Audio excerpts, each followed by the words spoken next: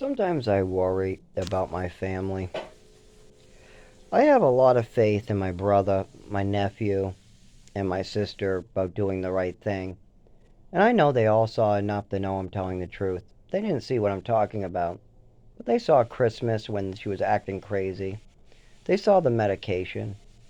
My sister heard her say she gave me extra medications as a punishment. These things happen. But this is a big worry of mine. Money is a big influence. I am not a family member. My brother and my nephew did treat me like a family member, but a lot of the other family members were very distant. So there's two ways this can go.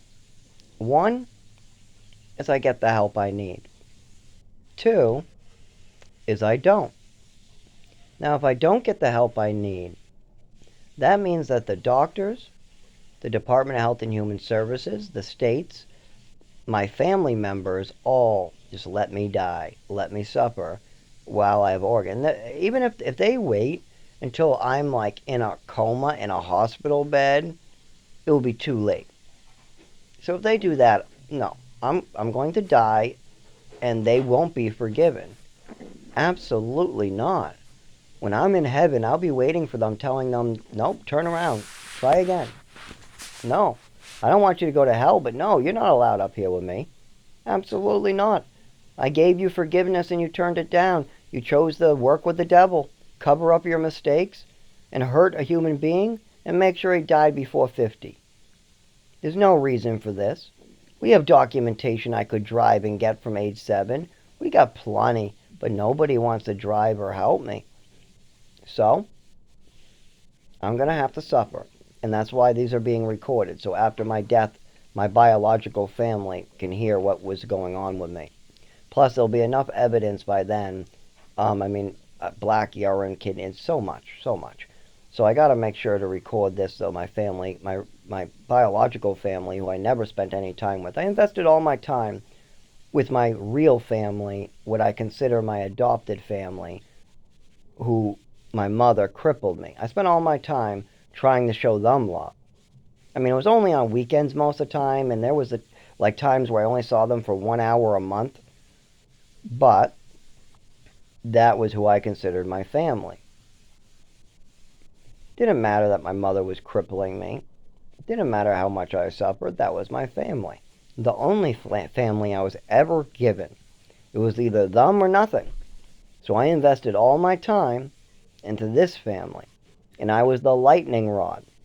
If I didn't take all this, my mother would have done it to my nephew. I know that for sure.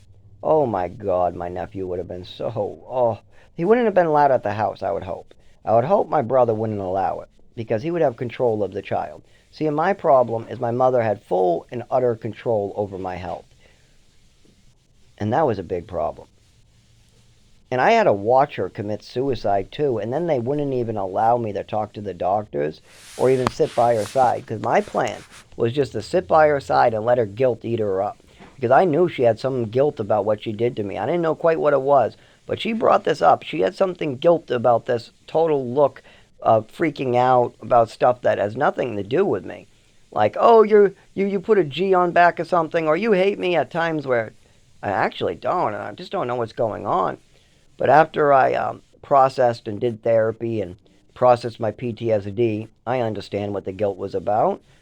I didn't know what was going on. I didn't know what she was doing to me with those drugs, but she did. She knew what her mistakes were. When she gave me an overdose at age 7 and called for help, but then when they told her to bring me to the emergency room and she said, they don't know what they're talking about, and hung up. She insisted it was an allergy attack. They told her that was impossible and to bring me to the emergency room. And I had multiple conversations with her after this because I didn't know what all this meant yet. So I'm telling my abuser about what, hey, I think I was just abused last night. What is this? Oh, it's an allergy attack. Oh, shit, I better fuck this kid up quick. He knows too much. That's the thought that she had through her head. She took evasive action. As soon as we were at the doctor's and I said, I was given a handful of meds and I couldn't see, and I started describing an overdose, she took evasive action. This is not all right to do to a person. And I'm not 100% sure if anybody in my family really cares that I did all this suffering to keep them safe. Now, I didn't do it willingly. Oh, hell no.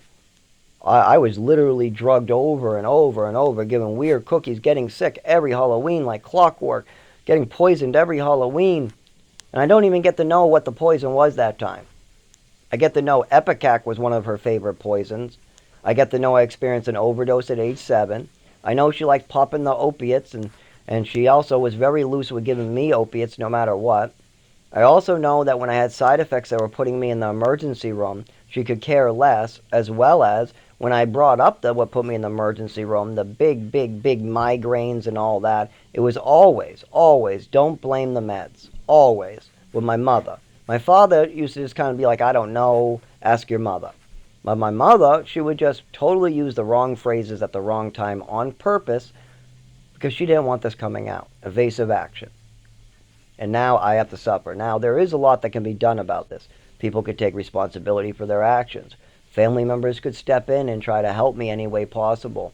The doctors could write actual paperwork and try to move forward. I could get CT scans and MRIs and things so they can see the bleeding inside and what's causing the black urine and the seizures. And we could do a bunch of stuff with the nervous system as well, physical therapy. But that requires somebody giving a fuck about me.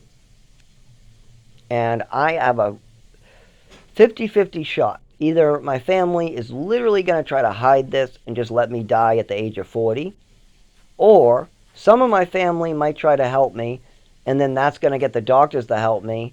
Then they'll get a neurologist to help me. Then I can get the proper care I need. But I only can do so much in my condition with my disability shaking. I mean, I can't even keep my hand still long enough to write letters. I do, but like for instance, I had to write a letter to the landlord, just one page. Took me 3 days, and I think it was like 20 hours. And I have 7 like ones that you can't even read. They're just chicken scratch. And then I have one where I had help doing one letter at a time. Took like 5 minutes a letter, and even then, some of the letters are squiggly. Here, this is the final copy after all that. That is the neatest after 5 days of writing. 5 days of writing. That's the last page, and that is non-shaky. You should see the chicken scratch ones. That's the nice one. That's after writing each letter one by one. It takes a long time. It can take anywhere from 30 seconds to a minute per letter. By the time I'm on the second letter H, I don't know what I was writing. It takes too long for each letter when I'm shaking like this. Now I can write it fast, but then nobody can read it because I'm shaking and my hand's going all over the page.